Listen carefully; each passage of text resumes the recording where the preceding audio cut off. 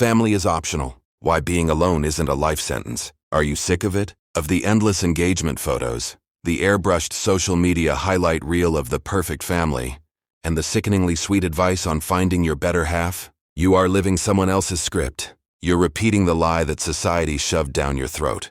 The lie that you are incomplete man or woman, without a ring, without kids, or without a joint mortgage. The lie that family is a mandatory quest without which you are a failure. Stop it. Family is not your obligation. It's an option. And for most of you, it's just a beautifully furnished cage. You spend years chasing a partner, terrified of loneliness. But the truth is, you aren't running from being alone. You're running from yourself. From the truth you refuse to face. How much longer are you going to play this game? How much longer will you pretend to be happy just for the stories? Do you really believe this facade is worth your actual freedom? If you are ready to learn what your real, independent life looks like, a life free of external expectations, keep watching. Midway through this video, I'll show you someone who made that choice and won, and in the final section, I'll give you the key that breaks your addiction to other people's approval. The scarcity curse and the better half myth. You've been conditioned to believe you are defective, that you're a half person looking for the other half to finally be whole. That is the biggest, sweetest lie you ever bought into, and it's draining you every single day. This is the psychology of scarcity. You are taught that you are not self-sufficient, that your life is an endless pursuit of a missing element, and you waste your best years, your energy, and your money trying to fill that internal emptiness with another human being. Do you really think a marriage certificate makes you happy? It just makes you convenient. Convenient for society, convenient for your parents, convenient for the marketers selling you couples mugs and a 30-year mortgage. Look at yourself. You are a complete system. You don't need a better half to feel like a complete man or woman. You need choice. And you chose fear. The fear of being left alone with the sound of your own thoughts. The social contract, the price of freedom. Why do you want a family? To post it on Instagram? To avoid those awkward holiday questions from Aunt Carol? Be honest with yourself. Your motives are usually fleeing the responsibility of your own independent life. You think family is love. I say family in 90% of cases is a contract. A contract for joint household management, raising shared anxieties and mutually shifting blame. You willingly surrender your freedom in exchange for the illusion of security, the illusion that someone will save you from loneliness and old age. But in reality, you're just trading one kind of loneliness for a much worse one, loneliness with someone else. And that is the most common kind. Are you afraid of losing your partner? No. You are afraid of losing your familiar, even if suffocating script. You're afraid of having to start over. Wake up. Your relationship isn't always love. It's often a mutual, convenient dependency. Stop being a victim. The economy of relationships. Are you a project? Look at the modern marriage. It is a business project. It has a budget, KPIs, number of kids, size of the house, shared assets, and most importantly, mutual obligations. Where are you in this project? Where are your personal goals? Your unrealized dreams that don't fit into the shared plan? They're gone. You boxed yourself into a frame that you now consider sacred. You buy the condo, you have the kid, because it's what you do, because it gives you social standing. You are buying approval, and you're paying for it with your life. You have become a function. You are no longer a person. You are a breadwinner, a parent, the perfect spouse, the one who must conform. Are you okay with this? Then don't complain when you can't breathe. The Gilded Cage vs. Golden Solitude. Attention. I'm going to lower the volume here, just long enough for you to catch your breath before the next punch lands. Loneliness, the word that scares you to death. But what is it really? Loneliness is a luxury, the luxury of absolute self-ownership. The luxury of controlling your time, your money, your body, and your energy 100%. You've swapped the meaning. They told you being alone means you're unwanted. That's a lie. Being alone means you are wanted first and foremost by yourself. You avoid solitude because there are no distractions there. No partner to fight with or binge-watch shows with. There is only you and your unresolved issues. You are afraid of the truth about yourself. Until you learn to live alone, you won't know how to truly live at all. Any future partnership you enter will be a crutch, not a strong, conscious choice between two whole people. Life example 1. Sarah, who was too late. Here's a story. Sarah, 38, a successful architect, a brilliant, powerful woman. But to society, she is a failure. Why? Because she's unmarried and childless. All her friends are deep in marriages, mortgages, and chronic exhaustion. They envy her, but they tell her, "Sweetie, your clock is ticking." They don't want her to be free because next to her, Their gilded cage looks even more suffocating. Sarah lives in the dream home she designed and bought herself. Every year, she spends 2 months traveling where she chooses. She can spend an evening reading, take an impromptu weekend trip to another country, or invest in a startup. No consultation needed, no resentment, no external guilt. Her life is her original screenplay, not a mass-produced item. She is not lonely. She has friends, she has romances, she has passions. But she chooses her lifestyle. She doesn't conform to someone else's. And here's the hit. Sarah isn't too late. They are the ones who are too late to realize they only get one life. Michael, who opted out of the deal. Michael, 42, a successful corporate lawyer. Classic story, wife, 2 kids, big house in the suburbs, expensive car. He was in the deal. He met all the standards. And he was drowning. He woke up at 6 a.m. to drive the kids.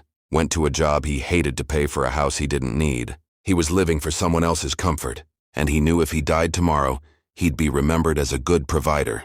But not as himself. He made the harshest decision, to exit the script. He divorced, split the assets fairly, and took 6 months to live off the grid in South America. Everyone called him crazy. Midlife crisis, selfish bastard. He lost comfort but found himself. He started consulting remotely. He came back not to find the next one, but to build a life on his own terms. He now decides when he works, when he travels, and who he wakes up next to. He didn't ruin a family, he saved his life. He didn't become a victim, he became the author. Oh, the psychological cost of partnership perfectionism.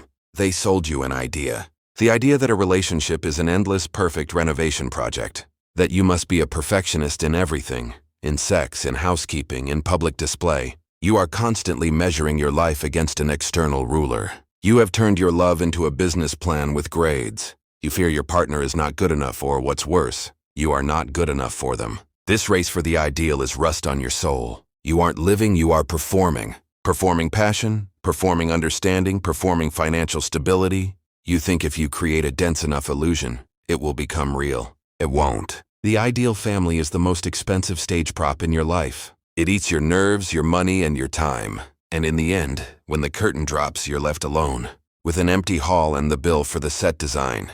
A rhetorical question that should shake you. How much longer will you patch the facade of the house instead of building the foundation of yourself? The codependency trap, the blurring of selves. You say you love them, but in reality you have merged with your partner. You gave him or her the keys to your identity. Where do you end and where do they begin? You no longer remember. You have become one large, heavy, shared blanket, and you are suffocating underneath it. You're afraid to move because any motion risks tearing the shared fabric apart. Your friends became ours. Your interests became ours. Your dreams became ours. And you lost your edge. You became a dull, safe tool in this relationship mechanism.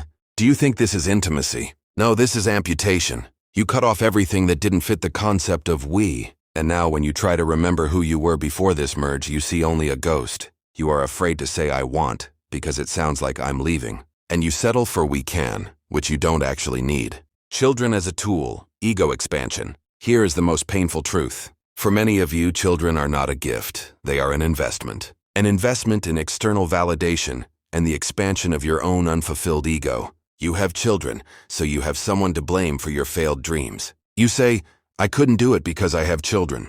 That is a lie. You couldn't do it because you were weak and unwilling to risk, and the children became the perfect shield. You dump your ambitions onto them. Your child must become what you failed to be, successful, rich, obedient, perfect. You are not raising a person. You are raising a monument to yourself. Do you really think your misery, packaged into a family, will make your children happy? You are not passing them love. You are passing them the baton of your neuroses. Until you are whole and happy alone, you will be a poor parent.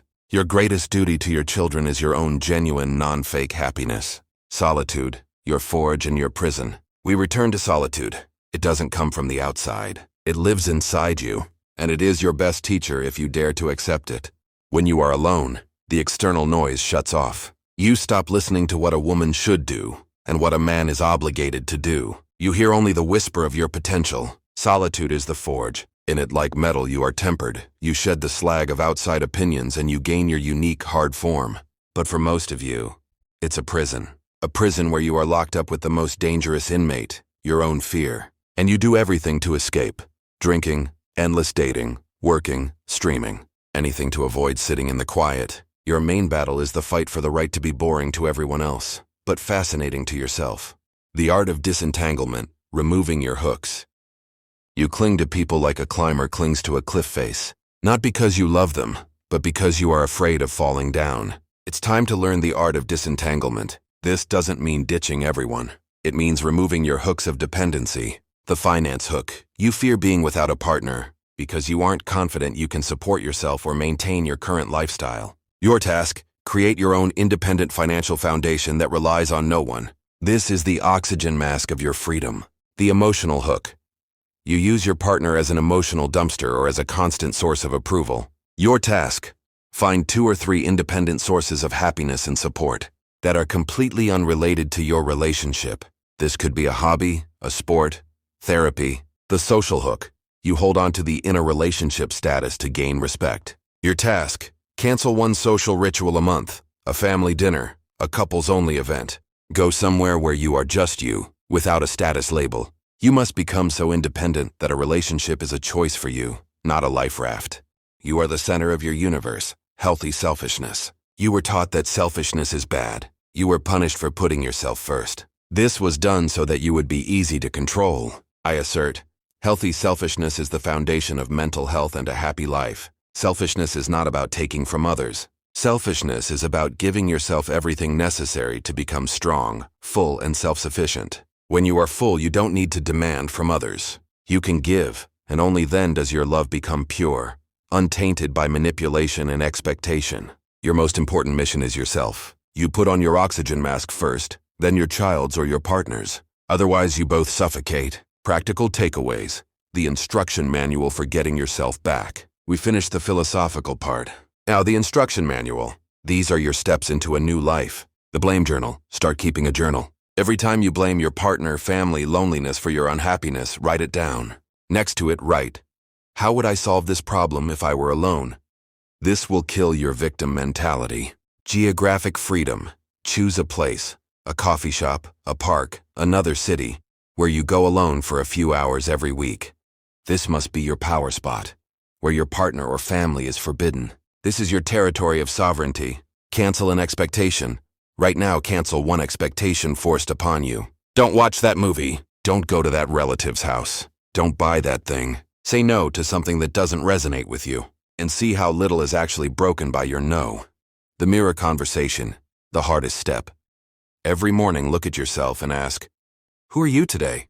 And what will you do to become whole? Don't look for the answer in the external world. Your greatest asset is your wholeness. You either put yourself together piece by piece, or you constantly search for someone else to assemble you. Wake up. Stop being a victim of someone else's script. Look the truth in the eye. Your life is not a dress rehearsal. It's happening right now. And you're wasting it, afraid to take full responsibility for your own happiness. You are waiting for a savior, but the savior is you. Family is not bad. What's bad is the family you forced yourself into out of fear. What's bad is a life where you play a role instead of living. The victory is that you get to choose. Choose to be alone. Choose to be strong. Choose to be yourself. Your freedom is not an option. It is your right. Go and take it. If you watched until this point, I hit my target. It means you are ready to change. Your first action, subscribe to this channel so you don't miss another wake-up call. And write in the comments right now, I choose myself. Let's see how many of you dare to do it.